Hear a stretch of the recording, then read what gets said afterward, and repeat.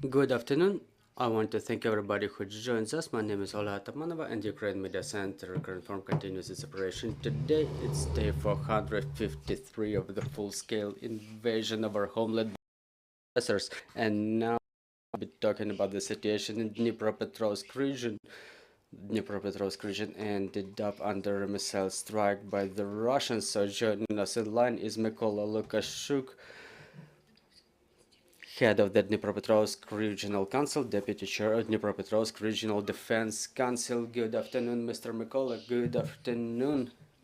Mr. Mykola, we know that the strike in the night was the most massive since the beginning of the full-scale invasion. This is what was reported. So what are the consequences, and are there any casualties? Well, first of all, I want to confirm it's really so. It reminded us of the night of the beginning of the full-scale invasion. Back then, it was the same number of explosions, or about the same number of explosions in Dnipro. This night it was the same. There were 20 Shahed drones that were downed, plus the missiles. As we know from the air defense forces, there were 16 missiles of different types. There are casualties among the servicemen of the State Emergency Service of Ukraine because one of the missiles hit the station of the State Emergency Service, the firefighting team facility. Also, the shrapnel from the down drones and missiles damaged the 5-story buildings and other buildings in the residential area. There are 7 people injured. 2 people were evacuated. 2 women were evacuated to the hospitals, and 5 of them are undergoing medical treatment at home. There was also information about the damage of the 2020 rescue vehicles. So what are the solutions to replenish the fleet? Well, look, the situation is really like that. There was a huge number of vehicles damaged. Many of those vehicles were incoming to the region under different humanitarian programs, and unfortunately part of them are completely destroyed. We have the meeting with the municipal council in the morning and with the head of the regional Department of State Emergency Service. Their facilities were attacked twice last week, once in Kryvyi Rih, and the one that was destroyed this night in Dnipro region. As to the vehicles, there were more than 140 million hryvnias allocated for special machinery, including rescue vehicles, and the head of State's emergency service was in touch with the head of municipality, and we hope that additional machines will be handed over to us from other regions, and thus this issue will be solved for us as an area close to the forward edge. We need these machines to react to any situation in a proper manner, and if necessary we will allocate additional funds from the regional budget to procure such vehicles. But the regional council supported us and the state security service and state emergency service, as well as other defense forces. So currently this requirement will be financed from the budget of the state emergency service. Mr. Mykola, was there any damage of the critical infrastructure in the region?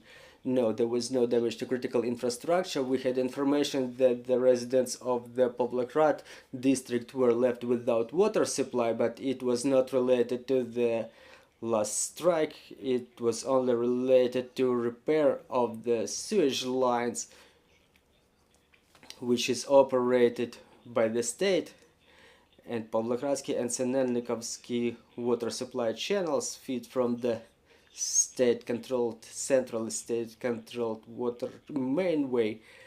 So they had interrupted water supply, but it was not related with the attack of the Russians on the regions, though that's just minor technical issues which are about to be solved by tonight. We've seen terrible pictures of the damage, including the damage of the residential areas. How is this solved? I mean, the matter of billeting of the people who were left without their homes. Well, we allocated almost 180 million hryvnias, and we increased this amount during the last session to support our communities. We already extended the support to Pavlograd communities. You remember the strike on Pavlograd district. We also extended support to Marhanets community, and on the level of community, they now processed all the applications. The heads of communities are in charge of this, and after the applications are all processed, the communities will report whether they have any budget left to cover the needs or they need some additional support.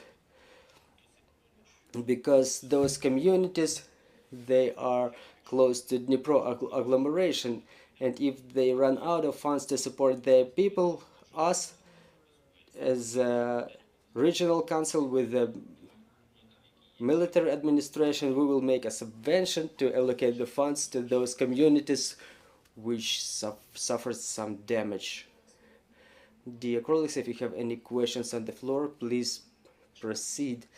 Good afternoon, Olga Panasenko, Ukrinform. I have a couple of questions regarding the security situation.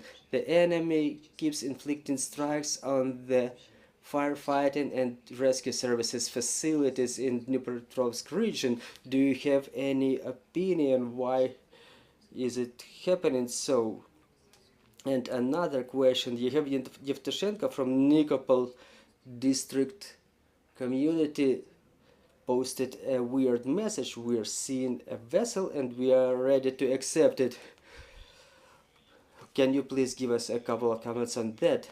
Well, as to the shelling of the state emergency service facilities, I want to remind you about the tactics that enemy started using starting from the September last year. That was when the press secretary of state emergency service was killed.